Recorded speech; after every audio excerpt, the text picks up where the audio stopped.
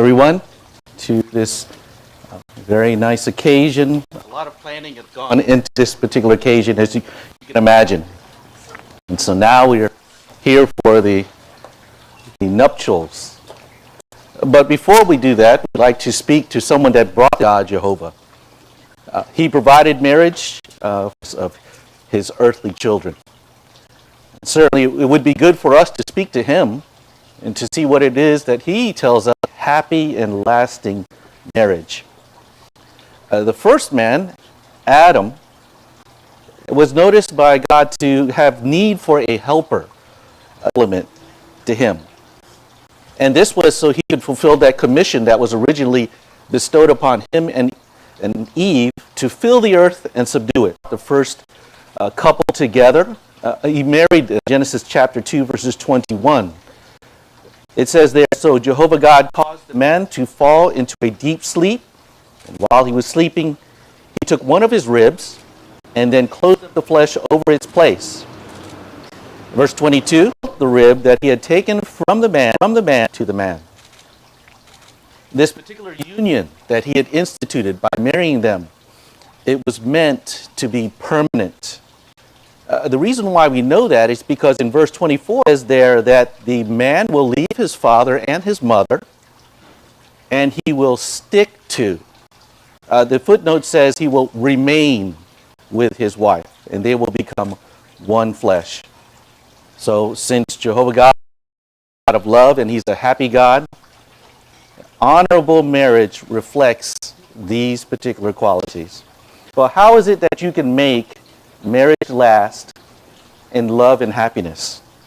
You realize it's very hard getting into marriage, but then when you realize once they get into marriage, they have to learn to live with each other. But they also have to make sure that they include one other person in that, and that's Jehovah. And for a Christian marriage to last, God must be put first in your lives and by both of you. And that was the greatest and first commandment. Is to love Jehovah with your whole heart, soul, and mind, but then a second one is to love your neighbor. And of course, your neighbor. A marriage is like a twofold cord with both mates united and mutually supportive of each other. But in order for God to strengthen the marriage, he needs to be also a part of the marriage. A third party, as we could say, and talk about a threefold cord. Him being able to strengthen the two of you joined together. And we can trust, we have learned through our study of the scriptures, that he knows us well. He created us. He knows our physical and our emotional makeup better than any other human counselor. So we need to make sure that we follow the particular steps that we're going to discuss to make sure we have a happy marriage. But first of all, you're going to make sure that you've probably already been doing it together. You've been studying the Bible together. You've been praying together. You've been worshiping together.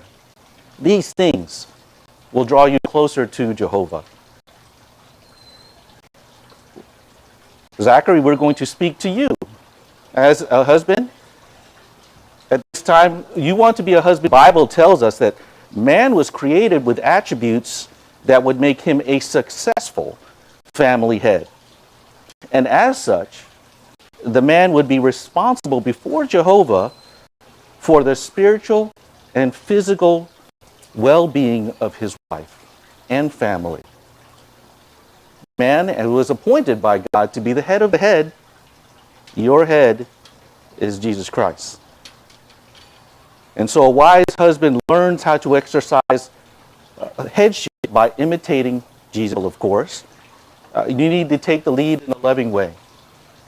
You need to supply material, spiritual, and emotional, and even you must take the lead in worship. And that's overlooked by many people today. When they don't include God in their life and have a balanced family Christian life, that Christian headship does not permit you to be a tyrant or a dictator. You need to follow Christ's example. We're going to go back to the Bible. Ephesians chapter 5, verses 25, 28, and 29, it mentions there that Christ loved the congregation. Of course, he gave himself up for it. In the same way, husbands should love their wives as their own bodies. A man who loves his wife ever hated his own body, but he feeds. He cherishes it, just as Christ does the congregation. You see, the husband, he needs to consider the fine traits of Jesus Christ. What were the traits that we knew of Jesus Christ? He was very humble. He was lowly in heart. And as a husband, you need to be so. You need to realize that you're imperfect. You're going to make mistakes. But going into it knowing that, reason to be kind to your wife. Because as you come together, both of you are going to make mistakes with those mistakes. Jesus, of course, gave his life for the congregation, for his bride. He unselfishly put others first, so you must do the same. He was mild-tempered. He was a source of refreshment. A Christian husband needs to, of course, say love his wife as his own body, because you would not treat your body bad, right? You would not treat your wife. You would not treat your wife. Agreements. How are you going to react to those disagreements? A husband shouldn't be violent. He shouldn't be violently angry. Say things that he will regret. You're not going to want to downgrade her. She's your compliment. And Jehovah gave her as a gift. And now, Nina, we're going to talk to you. But before we talk to you, some of the things that I've talked about from the Bible, I've talked to some people about how they view you. What is going to make you a good husband? Well, those of us who know Zach have experienced and mentioned how true of a friend he is. He's loyal to a fault sometimes. And I appreciate that about Zachary. Because the love of people and the relationships, that's what he thrives on. And so as you continue to meet people, as you're married, remember and being able to treat each other right, you're going to do that to others. Okay, Nina, your turn. Nina, your turn is where we're going to look for counsel. The role in a marriage is an honorable one, a dignified one. And God, of course, created women with fine attributes that she encouraged. A Christian husband is told to assign you on, should be honored because of your personality, of who you are. You're not an inferior person. You are a party to this union. And so your recognition of his headship promotes success in the marriage. And we're going to go to Ephesians chapter 5 again. It says, let wives be, the husband is the head of his wife, just as the Christ is the head of the congregation. In fact, as the congregation is in subjection to Christ, wives should also be to their husbands, and they're found in the Bible. So it is for our good. It's for objection. If we don't have leadership, what's the resistance? And that's the opposite of what we want to have as a rating with him. It's not a competition. It is a team working together. Ephesians chapter 5 verses 33 says, nevertheless, each one of you must love his wife as he does himself. On the other hand, the wife should have deep respect for her husband. When he makes those mistakes. Are you going to belittle him or tell him be understanding, right? You would be understanding and appreciating what he had tried through them. Remember, you're a helper. You're a helper to your husband, and you should work with your husband. You can contribute much pleasant place to live. You can express appreciation for the attempts he makes to take the lead, for the things he does do. And so you should look to your husband also for discipline. decisions to make them succeed. I spoke to others about you. Going to miss you.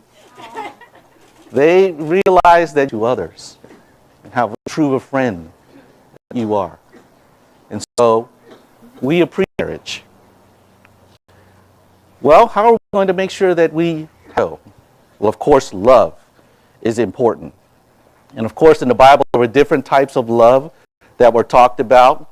There could be a personal affection that you have for someone, something that exists between close friends.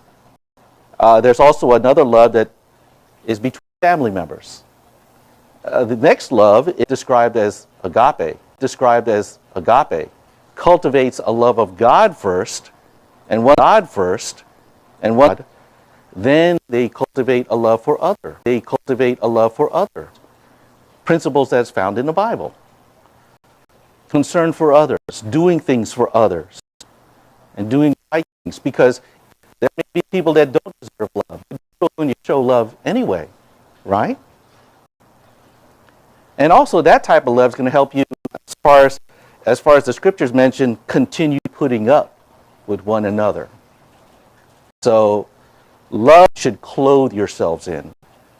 Like the clothing that we have seen today that people are wearing, love should clothe us. Just show love for your mate. Each and every day. Set aside time to talk. And don't be always the one talking. When your mate speaks, listen to them. Try to correct each other. I was told that by my wife. Men have a way of expressing themselves, but women need to make it a habit to show kindness in the little things. And the little things we do, that's the things that other people don't notice. That's what makes those acts of affection, that's what makes us strong, husband and wife. Have a strong marriage, and something we know is going to be successful, because what do we know about love? It never fails. To hear from you. So we'd like, at this particular time, I'd like to ask you to see you first. I, Zachary Chandler Leon Raimondo, take you, LaNyna Monet. I, Zachary Chandler Leon Raimondo, take you, LaNyna Monet Holman, to be my Wedded wife. That's it. Divine law. As set forth in the Holy Scripture. For as long as we both shall live together. On earth according to God. To God's marital arrangement. Okay. Nina. I, LaNyna Monet Holman, take you. I, LaNyna Monet Holman, take you. Zachary Chandler Leon Raimondo, to be my wedded husband. To love and to cherish and deeply respect. To love and in accordance with the divine law as set forth in the Holy Scriptures. In accordance with the divine law. For Christian wives. For Christian wives. For as long as we both shall live together. For as long as we both shall live together. On earth according to God's marital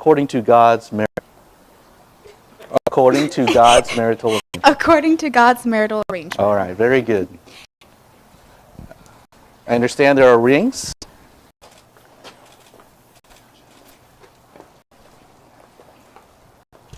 These rings are an outward involve the uniting of this man and this woman in the bonds of matrimony. I think this man. Myself and my mother. Very good. Thank you. For as much as Zachary are husband and wife together, what God has yoked together, the culmination, the relationship of LaNyna and Zachary. We appreciate the arrangement that you have given us to be able to have families, live together, to enjoy each other's company, able to serve you together. It's my happy pleasure to introduce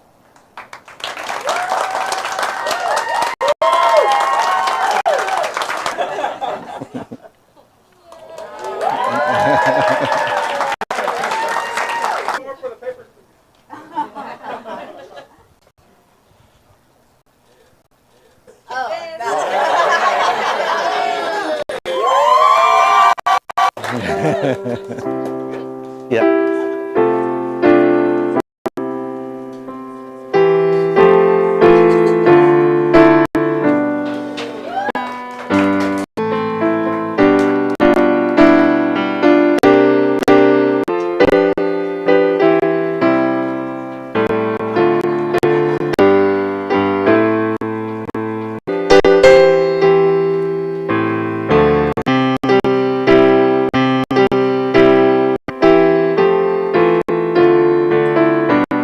Go right behind you.